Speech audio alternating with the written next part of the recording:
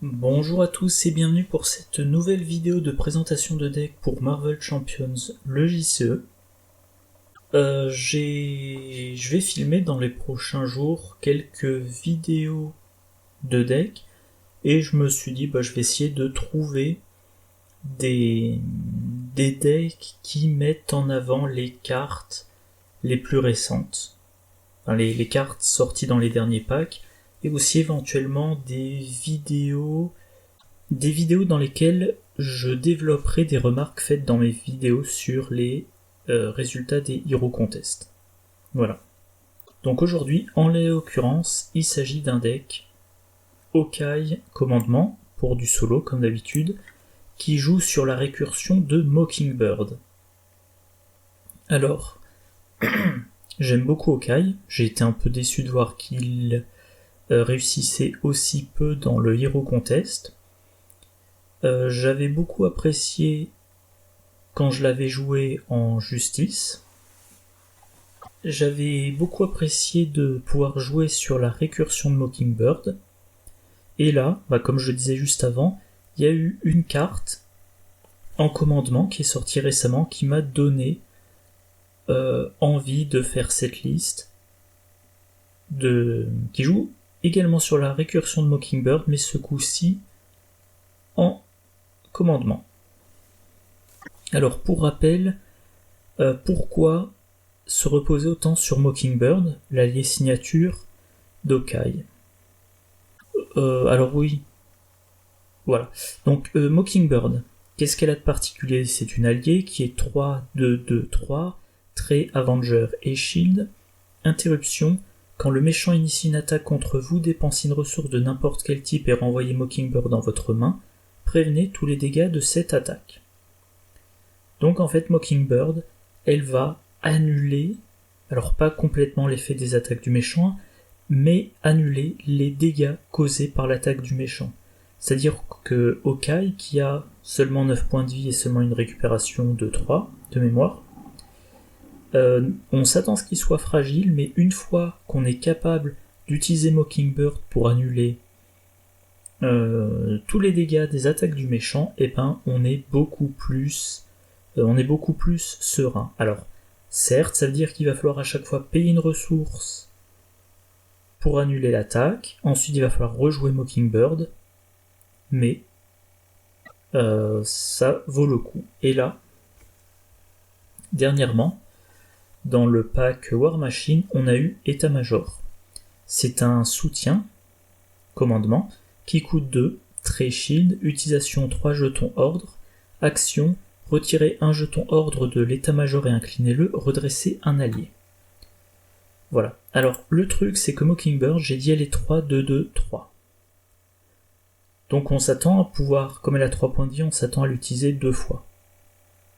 Ensuite on s'arrête parce que sinon elle est vaincue, et une fois qu'elle a plus qu'un seul point de vie, on utilise son interruption pour éviter les dégâts de l'attaque du méchant.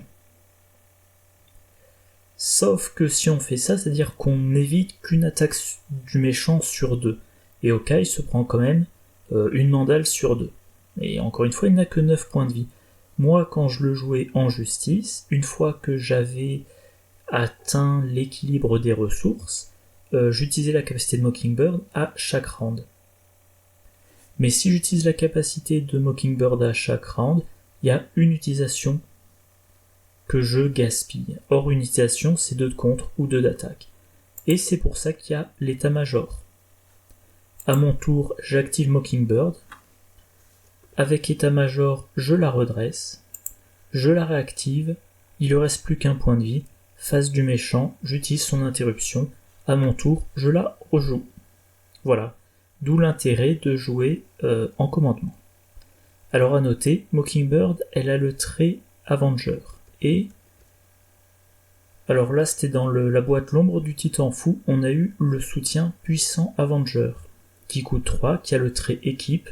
Jouez cette carte sous le contrôle de n'importe quel joueur, une carte équipe max par joueur. Si chacun de vos personnages a le trait Avenger, chaque allié que vous contrôlez gagne plus 1 de contre et plus 1 d'attaque. Donc maintenant, Mockingbird, si on réunit les conditions de cette carte équipe, elle est 3-3. Chaque activation, c'est 3 menaces retirées ou 3 dégâts infligés. Avec état-major, on l'utilise 2 fois à chaque tour. Donc c'est 3, puis 3. Alors 3 de contre, puis 3 d'attaque, ou 2 fois 3 de contre, ou 2 fois 3 d'attaque. Voilà.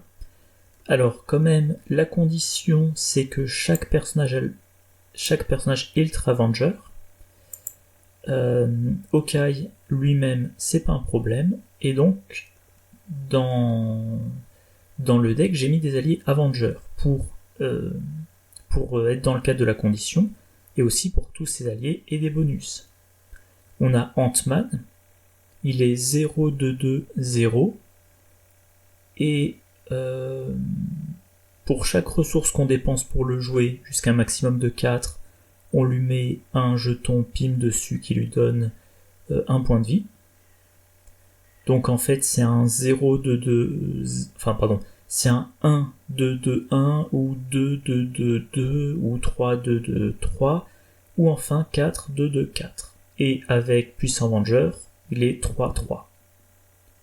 Donc voilà, Ant-Man, si on le paye une ressource, c'est pour défendre contre le méchant tant qu'on n'a pas la boucle, tant qu'on n'a pas la récursion de Mockingbird. Pour 2, on l'utilise, on défend. Pour 3, on l'utilise, on le redresse, on le réutilise, puis on défend, etc. etc. Ah, petite erreur que je vais modifier rapidement. J'ai bêtement mis Clint Barton dans le deck de Clint Barton. Bizarre. Voilà. Hop. On a Tigre Blanc, 3-2-2-2, réponse, après avoir joué Tigre Blanc de votre main, piochez X cartes jusqu'à un maximum de 3, X étant égal au numéro du stade du méchant. Si le méchant n'a pas de numéro de stade, piochez une carte. Donc, elle s'active une fois, puis elle défend, elle s'active pour 2 de contre ou 2 d'attaque, et elle fait piocher, donc elle est vraiment à très bon coup. War Machine, 4-2-2-3, ténacité, donc il défend puis s'active 2 fois, puis il redéfend. Très bon défenseur. Captain America, 6-2-2-4, très Avenger, ténacité, réduisez de 1 le coût pour jouer Captain America pour chaque personnage Avenger que vous contrôlez. Donc si vous êtes en héros, il ne coûte que 5. Si vous êtes en héros et que vous avez Mockingbird en jeu, il ne coûte que 4. Et si vous avez un ou plusieurs autres alliés, il peut coûter beaucoup moins. Potentiellement, il peut être gratuit. Voilà, c'est l'intérêt. Alors, donc tous ces alliés-là ont le trait Avenger. On a exercice de cohésion d'équipe pour les payer 1 de moins. On a la tour des Avengers qui va permettre de réduire le coût et augmenter de 1 la limite d'alliés tant qu'on n'a que des Avengers en jeu. Et vu qu'on a un total de 7 alliés et qu'on a on a 7 alliés, on va essayer d'avoir en permanence plusieurs alliés en jeu. Faire front commun, une carte ressource qui génère une ressource libre pour chaque allié que l'on contrôle jusqu'à un maximum de 3. Donc voilà, ça fait plein de ressources. Alors on a Nick Fury. Nick Fury n'a pas le Avenger, mais quand même, donc il s'active de 2. Avec état-major, on peut le réactiver. Il défend. Quand il arrive en jeu, on va piocher 3 cartes. On a le classique réponse immédiate dans le deck. Voilà, après qu'un allié que vous contrôlez a été vaincu, défaussez réponse immédiate. Mettez en jeu cet allié depuis votre pile de défausse et infligez-lui un dégât. Une très bonne utilisation, c'est avec Nick Fury. On a réponse immédiate en jeu, on joue Nick Fury, on l'active, état-major, on le redresse, on le réactive, il lui reste 1 point de vie. Face du méchant, le méchant attaque, on défend avec Nick Fury, il est vaincu. Avec réponse immédiate, on le remet en jeu, on re-choisit de piocher 3 cartes, et on défend l'attaque d'un sbire. Voilà. Mais ça peut aussi servir en début de partie, peut-être que faire revenir Mockingbird dans sa main, puis la rejouer, c'est trop cher. Dans ce cas-là, quand Mockingbird n'a plus qu'un point de vie, on l'utilise pour défendre.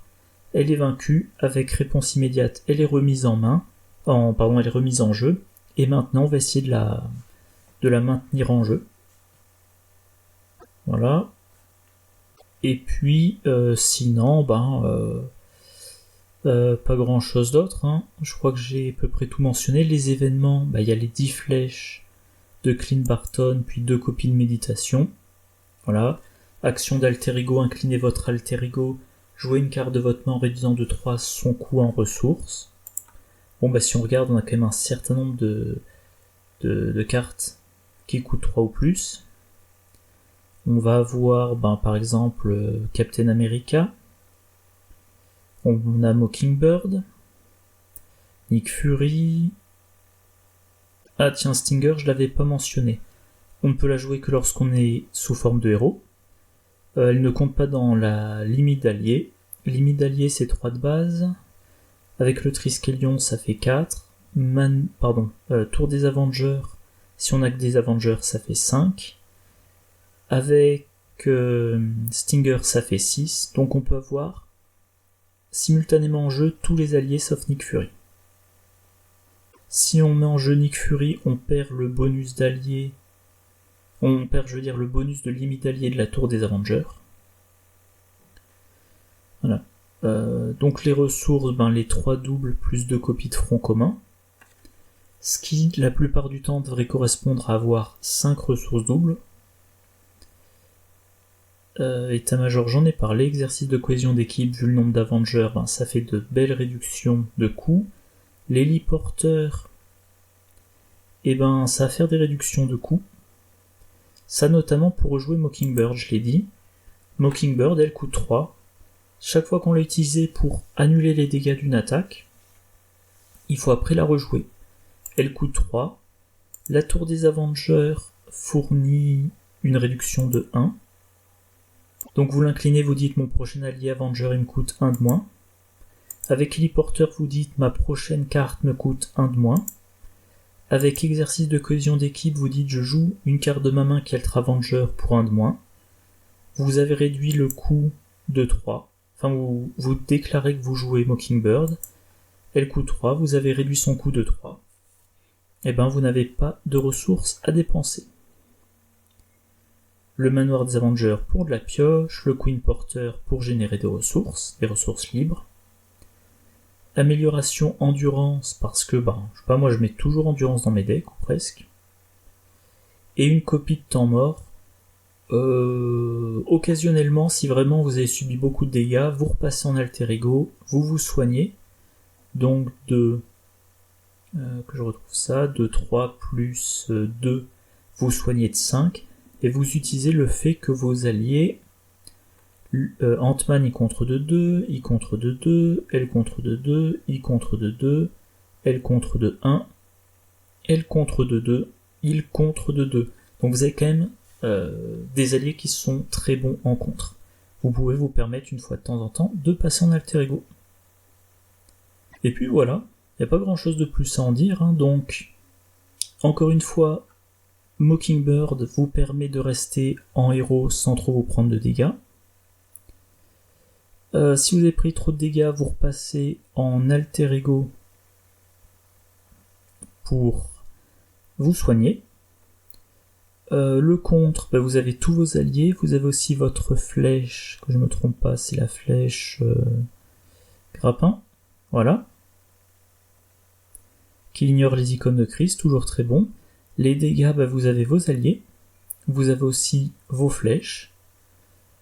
Alors il n'y a pas de gestion du deck de rencontre. Le deck fait 42 cartes, les cartes globalement sont pas trop chères.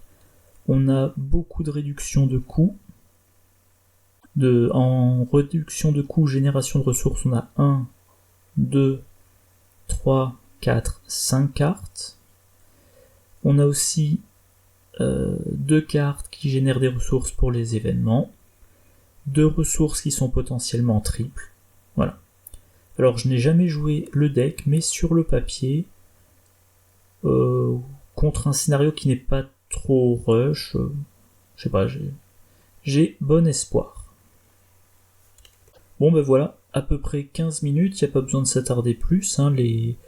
Si on regarde un petit peu les diagrammes, alors des ressources physiques 10 en tout, des ressources mentales 15, des ressources énergie 14, des ressources libres quelques-unes avec front commun. Donc tout ce qui vous demande de dépenser des ressources d'un certain type, ça devrait le faire. Les cartes, la grande majorité coûtent 2 ou moins, et vous avez plein de générations de ressources. Les factions, on s'en fout, et puis voilà. Donc voilà, j'espère que la vidéo vous a plu. N'hésitez pas à laisser des commentaires sur, par exemple, sur votre opinion de l'intérêt de Mockingbird dans un deck Hawkeye. Moi, vu mon